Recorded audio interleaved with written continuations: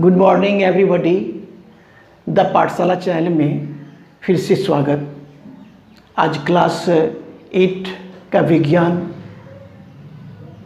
जिसमें अध्याय है आपका दहन और ज्वाला। इस पर हम पिछले वाले वीडियो में part 1, part 2, part 3, part 4, part 5, part 7, part 8, part 9 तक के वीडियो को हम सीरियली अपलोड कर दिए हैं। आज हम standard questions and their answer, कुछ क्वेश्चन जो कि पार्ट 10 में है वो लेके आए हैं। तो हम चाहेंगे कि मेरे वीडियो को शुरू से अंत तक देखें। कंसेप्ट अच्छा बनेगा अगर आप वीडियो को सही तरीक़ा से आप शुरू से अंत तक देख लेते हैं। तो चलिए हम स्टार्ट करते हैं। पहला है कि समझाइए कि मोटर वाहनों में सीएनजी के उपयोग से हमारे शहरों का प्रदूषण किस प्रकार हुआ है। अभी जो वाहन चल रहा है उसमें पेट्रोल और डीजल का ज़्यादा प्रयोग होता है, लेकिन अगर सीएनजी का अगर प्रयोग होगा तो इससे क्या फ़ायदा होगा, ये पूछा जा रहा है। किस प्रकार से प्रदूषण को कम किया जाता है, सीएनजी के उपयोग से हमारे शहरों का प्रदूषण किस प्रकार कम हुआ है, ये बात इस प्रश्न में पूछा जा रहा है। तो देखिए, क्या सीएनजी ईंधन के रूप में तो वाहन में डीजल और पेट्रोल का प्रयोग आप लोग जानते होंगे, लेकिन अगर आप सीएनजी डीजल और पेट्रोल से बहुत स्वच्छ ईंधन माना जाता है। अब क्यों माना जाता है, इसका कारण ये है कि सल्फर और नाइट्रोजन, क्या चीज़, सल्फर और नाइट्रोजन के ऑक्साइड का उत्पादन बहुत अल्प मात्रा में होता है। सल्फर और नाइट्रोजन ही वो क्या करता है, वायु को प्रदूषित करता है। तो सीएनजी में सल्फर और नाइट्रोजन के ऑक्साइड का उत्पादन कम होता है, जो कि डीजल और पेट्रोल में ज़्यादा होता है।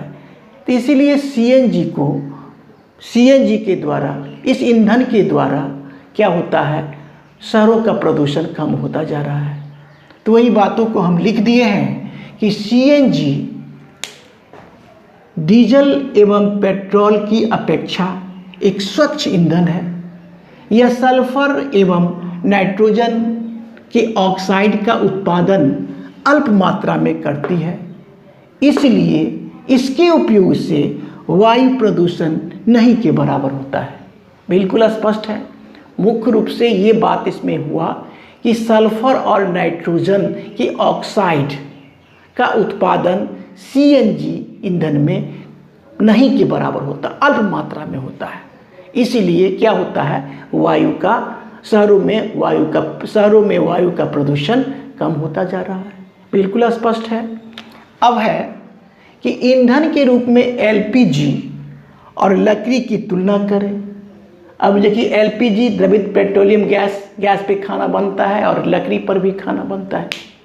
दोनों ईंधन है, पेट्रोल भी ईंधन है ना, और लकड़ी भी ईंधन है, क्योंकि दोनों को जलाने पर क्या होता है, उसमें और प्रकाश उत्पन्न होता है।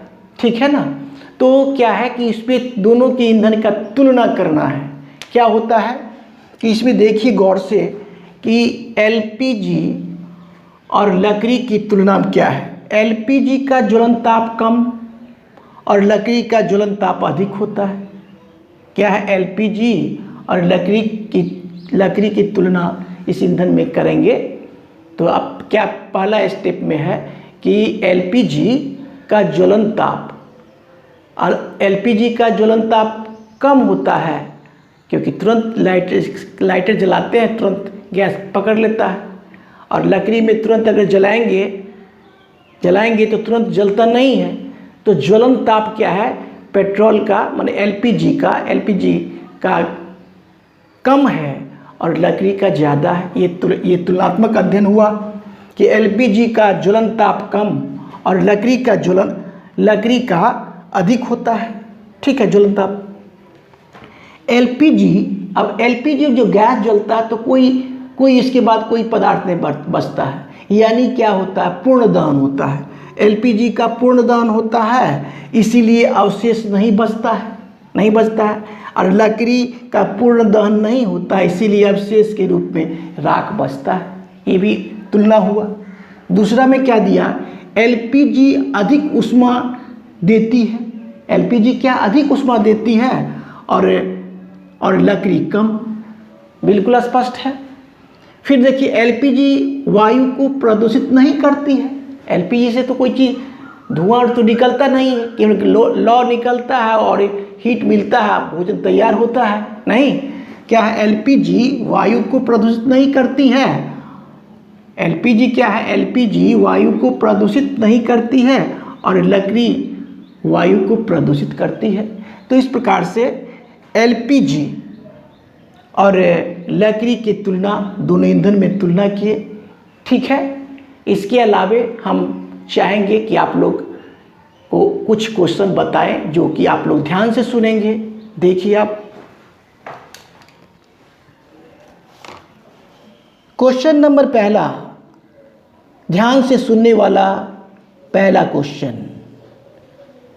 क्वेश्चन है, समझाइए CO2 किस प्रकार आग को नियंत्रित करता है। अब इसका आंसर सुनिए। CO2 गैस हवा से भारी है। यह आग को एक कंबल की तरह लपेट लेती है, जिससे आग और वायु के बीच संपर्क टूट जाता है, अतः आग पर नियंत्रण हो जाता है। फिर देखिए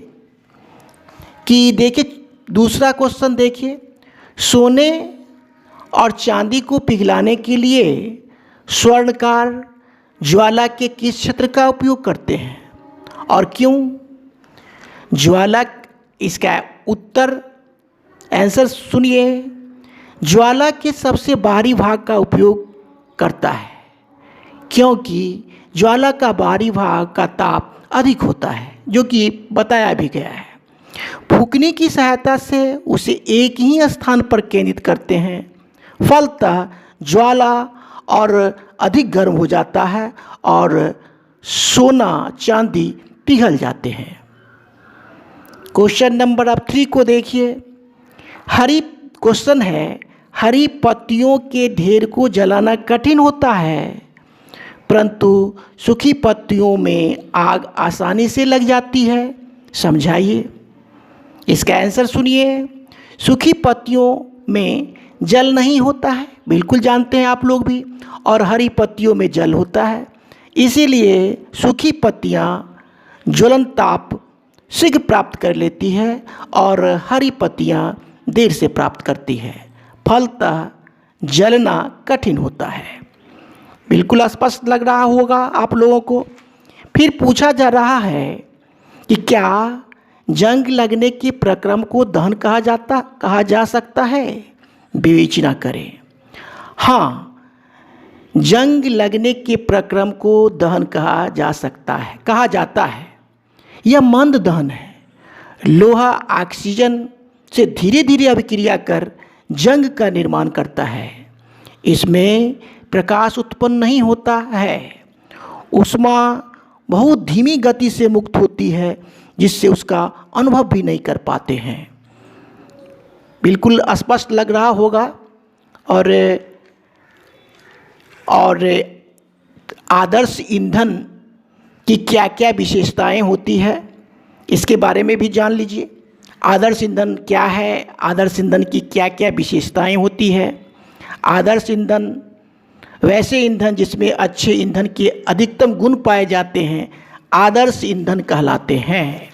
और आदर्श ईंधन की क्या क्या विशेषताएं हैं, सुनिए विशेषताएं। पहला विशेषताएं, इसका ज्वलन ताप कम हो। आदर्श ईंधन का ज्वलन ताप कम होना चाहिए। और दूसरा, आदर्श ईंधन में ऊष्मा अधिक मात्रा में उत्पन्न करता है। आदर्श ईंधन ऊष्मा अधिक मात्रा में उत्पन्न करता है। फिर आगे, वायु में समान दर से आसानी से जलता हो। ठीक है, लाने एवं ले जाने में सुविधा हो। रख रखाव में सुविधा हो, जलवाष्प की मात्रा नहीं हो, जलने के बाद अधिक अवशिष्ट पदार्थ नहीं बचे, ईंधन क्या हो, सस्ता हो और आसानी से उपलब्ध हो। ये सब आदर्श ईंधन की विशेषताएं हैं। इस प्रकार से इतना ही आज इस वीडियो में। और